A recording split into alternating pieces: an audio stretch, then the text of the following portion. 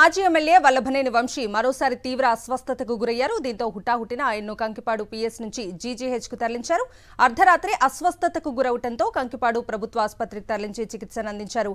ఆ తర్వాత కంకిపాడు పీఎస్కు తరలించారు. తాజాగా మరోసారి అస్వస్థతకు గురవడంతో జీజీహెచ్కు తరలించారు.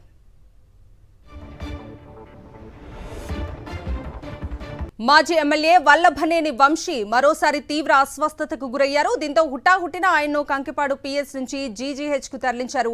అర్ధరాత్రి అస్వస్థతకు గురవడంతో కంకిపాడు ప్రభుత్వ ఆసుపత్రికి తరలించి చికిత్సను అందించారు. ఆ తర్వాత కంకిపాడు పీఎస్కు తరలించారు. తాజాగా మరోసారి అస్వస్థతకు గురవడంతో జీజీహెచ్కు తరలించారు.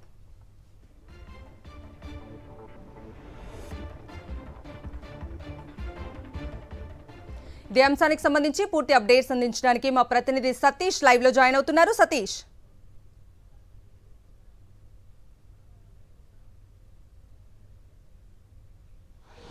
కవిత మాజీ ఎమ్మెల్యే వల్లభనేని వంశీ తీవ్ర అస్వస్థతకు గురయ్యారు. ప్రస్తుతం కొద్దిసేపటి క్రిందటే హుటాహుటిన పోలీసులు విజయవాడ ప్రభుత్వ ఆసుపత్రికి వంశీని తీసుకొచ్చారు. నిన్నటి నుండి చాలా ఇబ్బంది పడుతున్నారు వల్లభనేని వంశీ.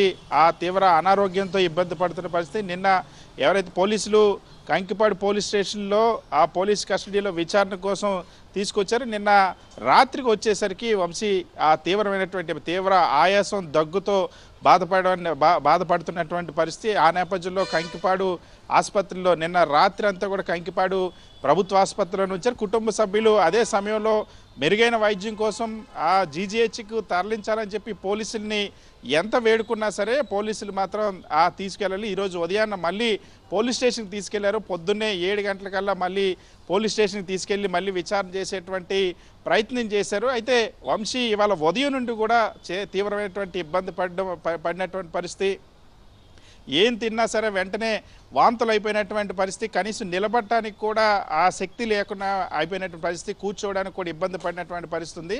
సో ఈ నేపథ్యంలోనే వంశీ తీవ్రమైనటువంటి అస్వస్థతకు, అనారోగ్యానికి గురైనటువంటి నేపథ్యంలో, ఎందుకంటే చాలా రోజులుగా దాదాపుగా గత 10 రోజులుగా తీవ్రమైనటువంటి ఇబ్బంది, ఆరోగ్య సమస్యలు పడితే అనేక సార్లు ఆసుపత్రి నుండి వైద్యులు తీసుకొచ్చి జైల్లో కూడా చూపించినటువంటి పరిస్థితి. తర్వాత ఆసుపత్రిలో వైద్య పరీక్షలు నిర్వహించినటువంటి పరిస్థితి.